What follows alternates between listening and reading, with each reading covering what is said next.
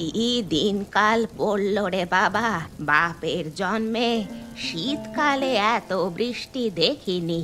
মনে হয় মেঘটা যেন ফুটো হয়ে গেছে।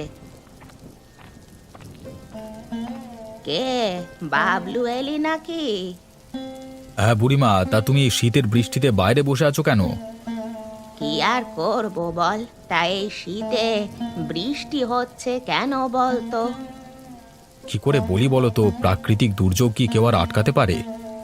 বলছি বাবা, বাঁশ বাগানের পাশে আমার ওই জল জমিটা বিক্রি করে দেব ভাবছি। দেখিস তো কেউ কেনে কিনা। আচ্ছা, বলে দেখবো। তুমি কি দেখতে পাচ্ছ না বৃষ্টি হচ্ছে? এই শীতের বৃষ্টিতে ভিজে গেলে ঠান্ডা লেগে জ্বর হবে। যা যা, তুই বাড়িতে যা, তোর বউ আবার রেগে যাচ্ছে। ও মনি বুড়িমা, চা বানাবো, তুমি কি চা খাবে? তাহলে তোমার জন্য চা বানাবো। না না, আমার জন্য অত কষ্ট করে বানাতে হবে না বাপু, তোর সাথে আমার কথা বলতে ইচ্ছে করে না। তুমি দেখলে মণিবুড়ি একদম সহ্য করে না আমাকে। বাদ দাও না, বয়স হয়েছে, কখন কি মনে হয়। তুমি বুড়িমার জন্য চা বানাও, ঠিক খাবে। আচ্ছা, মণিবুড়ি তো আমার কেউ হয় না, পাশাপাশি থাকে, একাই থাকে, কেন যে আমার সাথে এরকম ব্যবহার করে জানি না বাপু।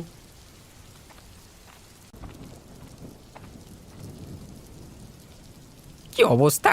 বৃষ্টির জোরে এবছর আর ধানই ফলবে না, সব চারা গাছ পচে যাবে। কি করে সারা বছর চলবে জানি না, বউ বাচ্চাকে কি খেতে দেব? আরে টোটন দা যে, তা এখানে এই বৃষ্টিতে কি করছো? ধান ক্ষেতের অবস্থা দেখো বাবলু, এবছর একটা ধানও ফলবে না। ফসল ওঠবার মুখে ধান গাছ যদি জলে ডুবে যায় কি হবে? গ্রামে এবছর খাবারের হাহাকার পড়ে যাবে। শীতকালে এত বৃষ্টি আমি আমার জীবনে দেখিনি গো। তা তুমি কোথায় চললে এই বৃষ্টিতে? বাড়িতে কিছু বাজার নেই, ভাবলাম একটু বাজার করে নিয়ে আসি। যাবার পথে তোমাকে দেখলাম, তাই দাঁড়িয়ে গেলাম। তাহলে চলো, আমিও তোমার সাথে বাজারে যাই, আমারও কিছু কেনাকাটা আছে।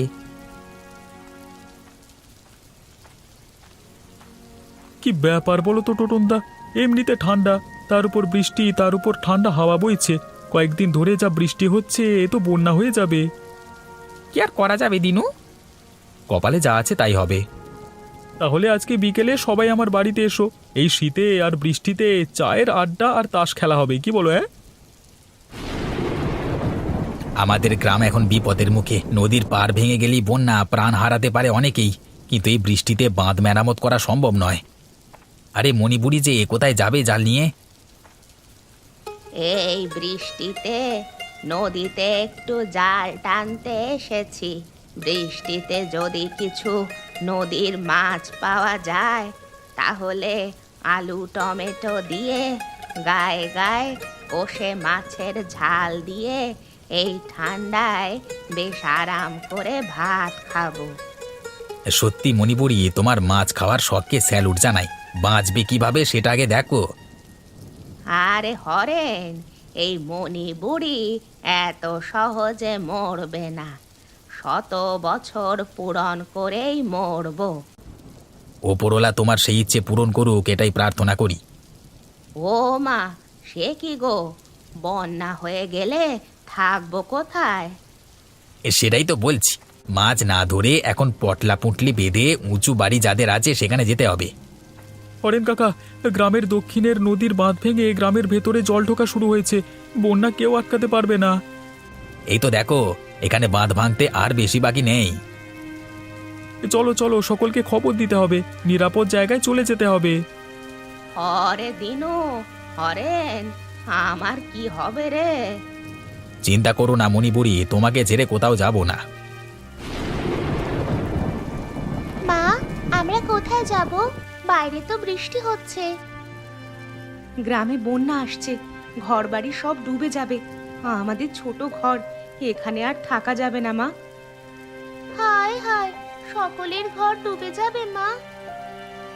নদীর বন্যার জল গ্রামে ঢুকলে ছোট ছোট ঘরগুলো সব ডুবেই যাবে। তাহলে আমরা কোথায় থাকবো? জানি না, দেখি তোর বাবা কোথায় নিয়ে যায়। এই তো বাবা এসে গেছে। কি গো, তোমার গোছগাছ হয়ে গেছে? হ্যাঁ, আমার মোটামুটি সব হয়ে গেছে। শীতের দিনে বন্যা হচ্ছে, ভাবো প্রকৃতির কি খেলা। বাবা, আমরা কোথায় যাব?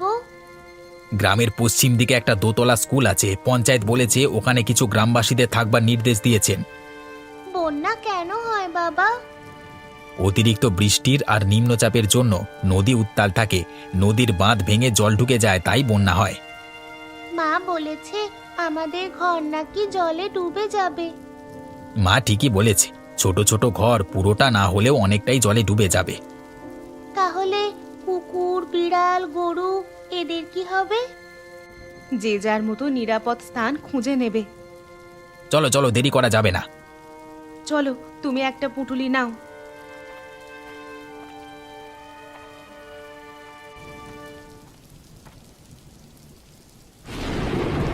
বাবা, ঠান্ডা লাগছে। খুব শীত পড়েছে, জমিয়ে ঠান্ডা পড়েছে, কাশিরা হচ্ছে। শীতের সময় বৃষ্টি আমি কোনোদিন দেখিনি বাবা।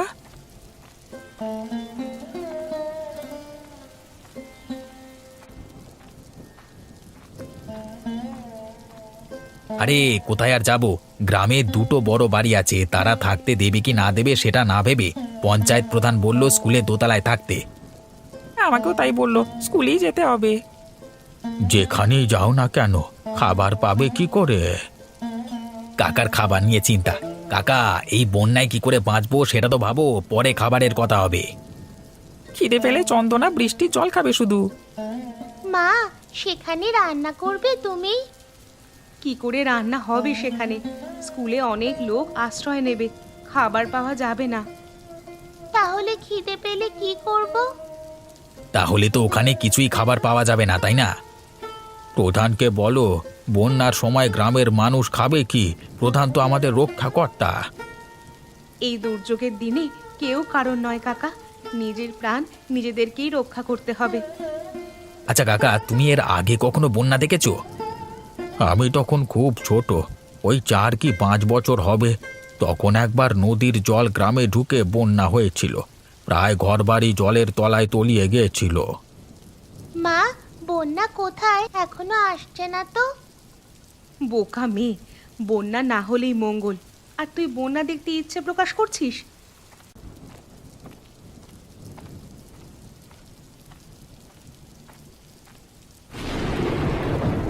হায় হায় হায়, নদীর বাঁধ ভেঙে গ্রামে জল ঢুকে পড়েছে, বন্যা অনিবার্য।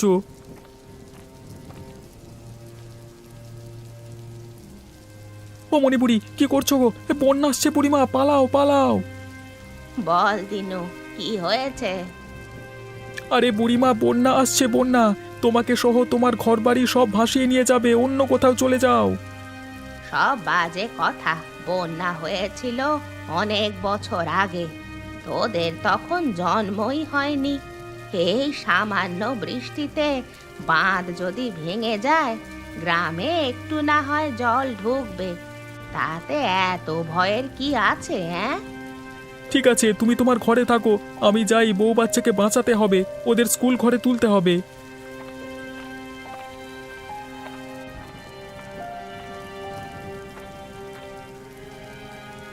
সত্যি কি তাহলে বন্যা আসবে? সকলের ঘর বাড়ি যদি ডুবে যায়, কি হবে তখন? রান্নাটা তাড়াতাড়ি করে নি, তারপর যা হবার হবে, দেখা যাবে। ও, যা ঠান্ডা পড়েছে, তার ওপর বৃষ্টির বিরাম নেই। সবাই বলছে বন্যা হবে। হোক তো, আমার কি? আমি একা মানুষ, বন্যার জলে ভেসে ভেসে চলে যাব।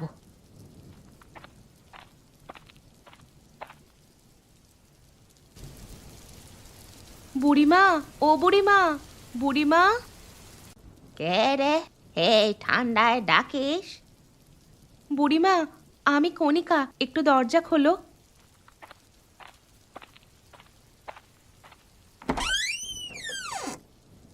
কি হয়েছে টাকি তোর?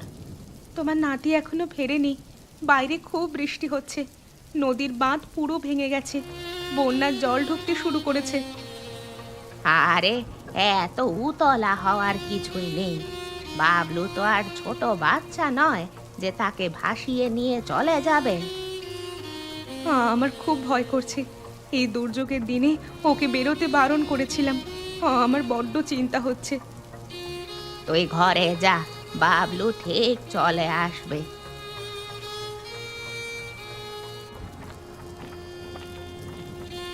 বুড়িমা, বুড়িমা বাইরে এসো, বন্যার জল বেয়ে আসছে।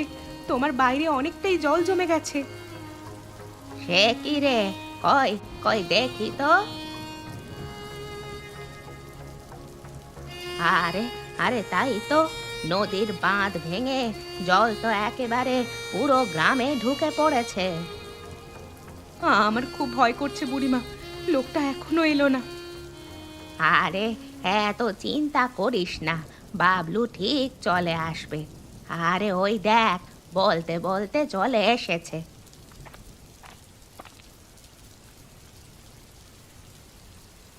কোথায় ছিলে এতক্ষণ? ভীষণ চিন্তায় ছিলাম আমি। বুড়িমা, তুমি তোমার জিনিসপত্র নিয়ে আমার বাড়িতে চলে এসো, তাড়াতাড়ি এসো। হ্যাঁ বুড়িমা, চলে এসো। আমাদের বাড়ির দোতলাতে চলে যাব, তাও একটু উঁচুতে আছে। হ্যাঁ, তাই তোমার বাড়িতেই আশ্রয় নিই চলো, আর উপায় নেই।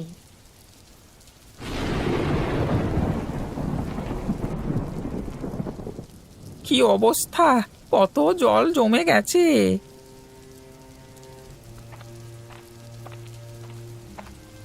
কিরে টোটন, কি করছিস সেখানে ঠান্ডায় দাঁড়িয়ে দাঁড়িয়ে? অরেন্দা দেখো, পরপর কত বন্যার জল বাড়ছে। হ্যাঁ, কি যে হবে, কত বাড়িঘর ডুবে যাবে, হাহাকার পড়ে যাবে, চাষের ফসল সব শেষ। কি গো, তোমরা এখানে কি করছো অন্ধকারে? কয়েকটা মোমবাতি এনেছিলাম, এখানে তোমরা বসে গল্প করো। টোটন দেখ দেখ, বউ কাকে বলে, কখন কোনটা করতে হবে বউ ছাড়া কেউই পারবে না। কতবার বলেছি বিয়ে কর বিয়ে কর, শুনলি না তো আমার কথা। হ্যাঁ হ্যাঁ টোটন ভাই, এবার একটা বিয়ে করো, অনেক বয়স হয়ে গেল। এই দাঁড়াও টোটন দা, একটা ভালো মেয়ে আছে, বিয়ে করবে? কার কথা বলছো? আরে আমাদের পাড়ায় সুলেখা দি আছে না? কে সুলেখা? আরে তোমাদের পরিচিতি, নিত্যানন্দ দাস স্ত্রী। ও হ্যাঁ হ্যাঁ। সুলেখার পিস্তুতো বোন মলিনা আছে, দেখতে ভালো, পড়াশোনাও আছে মোটামুটি। টোটনদার সাথে বেশ মানাবে কিন্তু। ঠিক বলেছ, তাহলে কথা বলো তুমি। জানোই তো বাবা অসুস্থ, এই অবস্থায় বিয়ে করাটা ঠিক হবে না। তুমি থামো তো, কাকার সেবা করবে মেনকা, খুব ভালো মেয়ে। বাপরে, কত জল বেড়ে গেছে দেখো। আমাদের ঘরে জল ঢুকে একাকার হয়ে গেছে।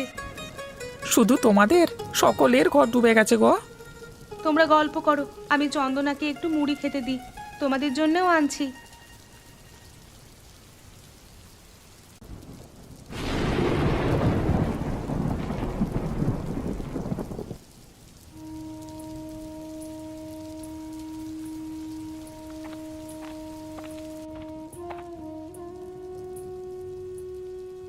আমার বাড়িটা পুরো জলের তলায়, সব জিনিসপত্র একেবারে জলে ডুবে গেছে রে কণিকা, মনটা ভালো নেই।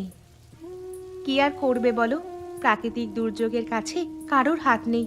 অত কিছু না ভেবে রাত্রে রুটি বানাবো, খেয়ে সারা রাত বন্যা দেখো, লেপ কম্বল গায়ে দিয়ে। শেষমেশ তোর হাতে খাবার খেতেই হচ্ছে। আমার উপর তোমার এত রাগ কেন? এখনো পর্যন্ত নাতি নাতনির মুখটাই দেখলাম না, রাগ হবে না? হবে হবে, অপেক্ষা করো। কি খবর বুড়িমা, কিরকম বন্যা উপভোগ করছো? আর উপভোগ, পুরো ঘরটাই ডুবে গেছে, দেখেছিস? আমাদের একতলা প্রায় ডুবে গেছে, সিঁড়ির ওপর পর্যন্ত জল। গ্রামের কত ছোট ছোট বাচ্চা ছেলেমেয়েরা যে কিভাবে আছে। বেশিরভাগ জন স্কুলেই আশ্রয় নিয়েছে। গল্প করো, আমি আঁচটা জ্বালিয়ে রুটি আলু ভাজা বানিয়ে নিই।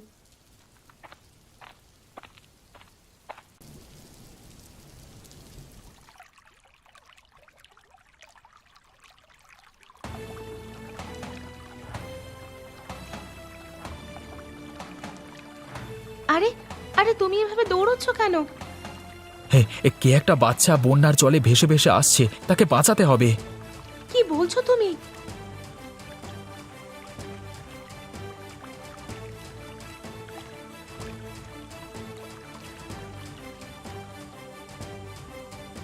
তুমি হরেন্দার মেয়ে না? হ্যাঁ কাকু, তুই এভাবে ভেসে এলি কি করে? আমি সকালে বন্যা দেখতে একটু জলে নেমেছিলাম, ঢেউ এসে আমাকে ভাসিয়ে নিয়ে গেল। হ্যাঁ করছি।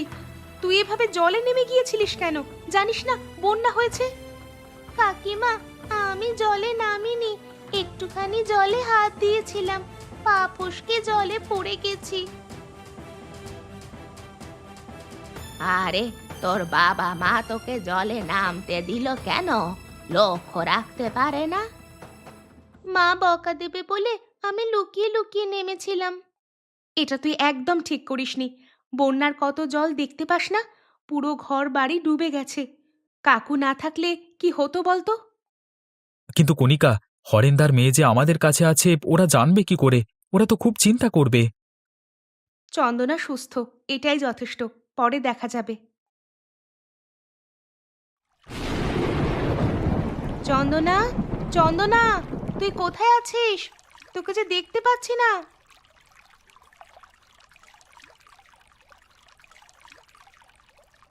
শুনছো, চন্দনাকে খুঁজে পাচ্ছি না। তুমি কোথাও দেখেছো? ও তো সকাল সকাল ঘুম থেকে উঠে বারান্দা দিয়ে বন্যার জল দেখছিল। কিছুক্ষণ আগেও তো এখানেই ছিল। কোথাও দেখতে পাচ্ছি না। তুমি একটু দেখো না গো। চন্দনা, এই চন্দনা, তুমি কোথায়? এই চন্দনা, তুই কোথায়? তোকে দেখতে পাচ্ছি না কেন? হরেন্দা, তোমার মেয়েকে তো কোথাও দেখতে পেলাম না। সিঁড়ি দিয়ে নেমে আবার জলে নেমে যায়নি তো? চন্দনা, এই চন্দনা। এই চন্দনা যদি জলেও নামে তাহলে কিন্তু সাঁতার জানে, সাঁতার কেটে আবার ফিরে আসতে পারতো। তাছাড়া এই ঠান্ডায় জলে নামবার সাহস পাবে না। সাঁতার জানলেও হরেন্দা, জলের স্রোত আছে ভালোই, স্রোতের টানে এদিক সেদিক চলে যাওয়ার সম্ভাবনা থাকে। স্রোতটা কিন্তু এই দিকেই যাচ্ছে, দেখ। চল তো ওই দিকটা একটু গিয়ে দেখি। একে তো কনকনে শীত, তার উপর এক গলা জলে থাকা। চলো চলো ওই দিকটা দেখি।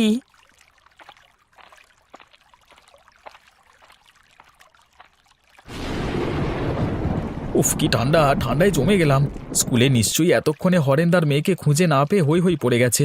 আমাদের বাড়িতে আছে এটা না জানালে হরেন্দার বৌদি তাদের মেয়েকে দেখতে না পেয়ে পাগল হয়ে যাবে। চন্দনা, এই চন্দনা। এই চন্দনা, কোথায় তুই? চন্দনা! হরেন্দার মতো গলা বলে মনে হচ্ছে। একটু এগিয়ে দেখি তো ব্যাপারটা কি।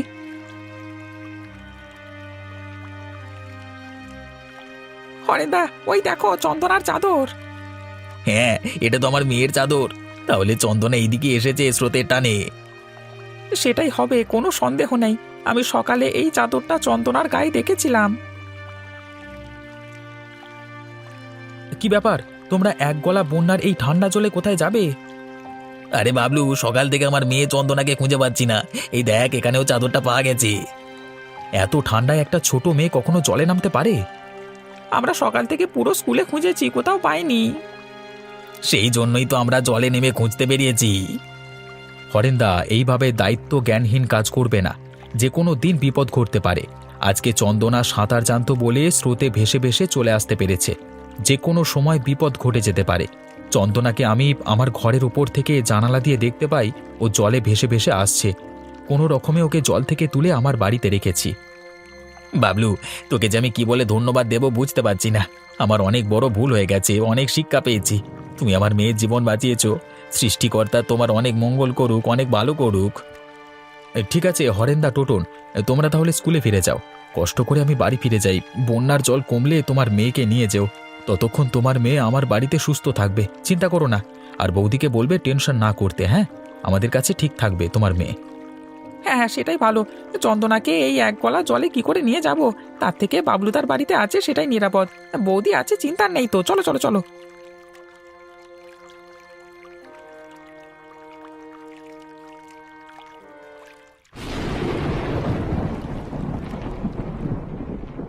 কি করছিস?